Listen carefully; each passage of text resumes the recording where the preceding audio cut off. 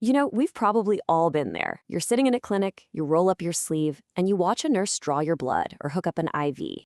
To most of us, it just looks like a totally routine, maybe even slightly boring clinical task, right? It's just a quick poke, a piece of tape, and boom, you're out the door. But what if I told you that just beneath the surface of the skin, that simple little poke is actually this high-stakes, delicate dance of human anatomy, fluid physics, and honestly some pretty intense psychology? Welcome. Today we're diving into this explainer to completely break down the fascinating masterclass that is venipuncture. So here's our game plan for today. We'll kick things off with the tools of the trade, move right into finding the perfect vein, break down exactly what goes into executing the perfect stick, cover avoiding common mistakes, and then finally, we'll talk about handling a missed vein. All right, let's jump straight into section 1, tools of the trade, specifically gauges and tubes. Okay, let's dive into this, because before a needle ever even touches a patient's skin, clinicians are already operating in this heavily calculated world of specialized equipment. And honestly, picking the wrong tool can literally ruin the entire procedure right from the start. The physics of IV needles are wonderfully counterintuitive. When we talk about the gauge of a needle or a cannula, we're actually talking about its diameter, its thickness. And here's the golden rule you have to remember. The lower the number, the bigger the needle. So a 14-gauge needle is absolutely massive compared to a 24-gauge. Think about it. If a patient desperately needs a rapid blood transfusion, you can't just force those thick red blood cells through a tiny little 24-gauge straw. You'd literally bust the blood cells apart. You need a much larger size, something like an 18 or a 16-gauge. And this brilliantly illustrates the color-coded universe that clinicians rely on to make split-second decisions on flow rates. It's not just random colors. There's actually a clever little mnemonic used to memorize this rainbow. Ready for it? A big 14 is orange like a tangerine, 16 gray is used in surgery all day, 18 is looking kinda green, but a 20 pink delivers meds without a blank. Size 22 looks a little sad and blue for those weaker veins, because the smaller vein fellows prefer the 24 yellows. It's kind of catchy, right? But more importantly, it's an absolute lifesaver in a fast-paced clinical environment. But here's the thing, needles are really only half the battle. If you're drawing blood, you absolutely have to know the order of draw. You can't just pop those colorful little lab tubes onto the needle in any random sequence. Different tubes contain completely different chemical additives, like clot activators or heparin.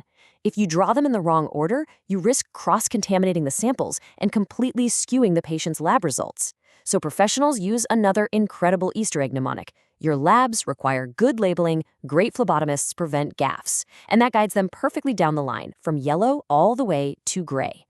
Moving on to section 2. Finding the perfect vein, or as we can think of it, the canvas.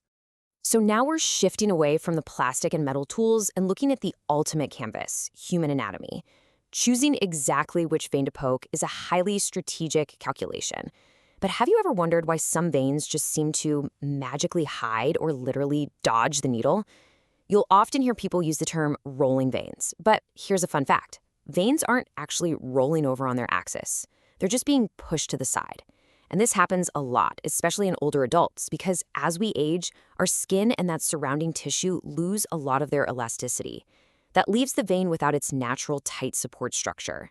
Now, what's really interesting about this slide is how it visualizes the solution. Think of an unanchored vein like a loose piece of string just sitting on a table. If you poke it, it easily slips away in whatever direction. But if you pull that string taut, if you anchor it, it completely loses that mobility. Clinicians do exactly this. They use their non-dominant thumb to firmly pull the patient's skin taut, maybe 1 to 2 inches below the insertion site. That creates tension and locks the vein firmly into place so it can't escape. Which brings us to section 3, executing the perfect stick. Let's look at the actual procedure. Once that vein is locked down, the whole procedure becomes this incredibly exact, rhythmic choreography. Let's walk through the steps of this dance. First up, you disinfect the site with back and forth friction for 30 seconds. And crucially, you have to let it dry completely. That's what actually kills the germs. Then, you anchor the vein. Next, you insert the needle, bevel up at a nice 15 to 30 degree angle. You keep your eyes peeled for that exciting flash of blood return. But here is the absolute secret, most critical step that people miss. You don't just stop right there and try to slide the plastic tube in. No way. You have to lower your angle and advance the needle just a tiny bit more, exactly the thickness of a nickel. Advancing it that tiny extra amount ensures the plastic cannula is fully seated inside the vein before you slide it off the needle. And while you're performing this super delicate physical dance, you're also racing against a very strict clock.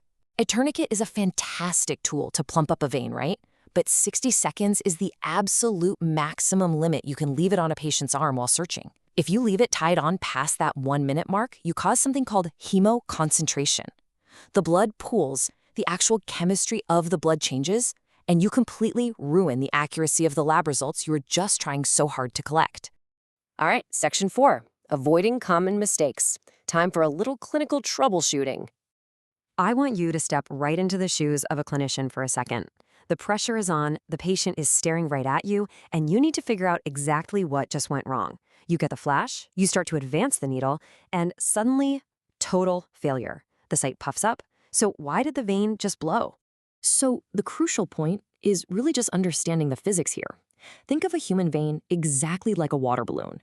If you strap a tourniquet onto a patient who already has these massive bulging veins, you are severely hyperpressurizing that closed system. You take a sharp needle, you poke that tightly filled balloon, and pop. The pressurized vein literally bursts right underneath the skin. Sometimes the smartest choice a pro can make is to not even use a tourniquet at all. Okay, another rapid-fire scenario for you. The stick went perfectly. You drew the blood, you pulled the needle out smoothly, but a few minutes later, this large, painful purple bulge, a hematoma, forms on the patient's arm. What went wrong this time? Well, here is the reality check. The procedure does not end just because the needle left the arm. Failing to hold firm, direct pressure on that site for a good 2 to 5 minutes means the tiny hole in the vein hasn't had time to clot yet, so blood just freely leaks out of the vein and starts filling up the surrounding tissue. It is a highly visible, pretty painful mistake for the patient, especially if they happen to be taking anticoagulant medications. And that takes us to section 5, handling a missed vein and the really high stakes involved. This part right here brings us to the most deeply human aspect of this entire explainer. Because missing a stick, it isn't just some mechanical failure.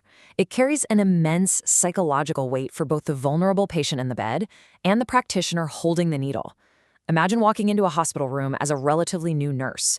You approach a fragile, elderly patient, and before you can even say hello, her very intimidating son looks you dead in the eye and says, "You get one stick." That's an actual, true story from our source material. The practitioner ended up missing, feeling about an inch tall under that crushing scrutiny, and a veteran nurse had to come in, tactfully calm the family down, and try again. The pressure at the bedside is just incredibly real. So how do you recover gracefully when things go wrong? First off, you never ever blame the patient's anatomy. Be tactful. You absolutely must ask for their permission before trying again, keeping in mind that a lot of hospitals actually strictly limit a single nurse to just 2 attempts anyway. And if you're really struggling, that's when you start using clever physics hacks. You let gravity pull the blood down into the arm. You grab warm blankets from a warmer to help naturally expand those vessels. Or you escalate things and bring in high-tech ultrasound to find deep veins that are completely invisible to the naked eye. Let's move to and see how this builds into the big picture. When you put all of these elements together, one thing becomes incredibly clear. Unless you are some rare 1-in-a-million prodigy, literally nobody comes out of school naturally perfect at starting IVs. It requires relentless, continuous practice. It means learning how to overcome the heavy anxiety of an intimidating family member, learning a lesson from every single blown vein, and mastering the crazy multitasking of handling sharp needles, plastic tubes, and tight tourniquets when you only have 2 hands.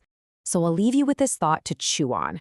The very next time you sit down in a clinical chair, roll up your sleeve, and offer your arm to a healthcare professional, are you just going to see a simple, slightly annoying needle poke? Or will you recognize the masterful symphony of human anatomy, fluid physics, and profound, dedicated care that's happening right before your eyes? Thanks so much for joining me on this explainer today. Keep learning, keep observing, and I'll catch you next time.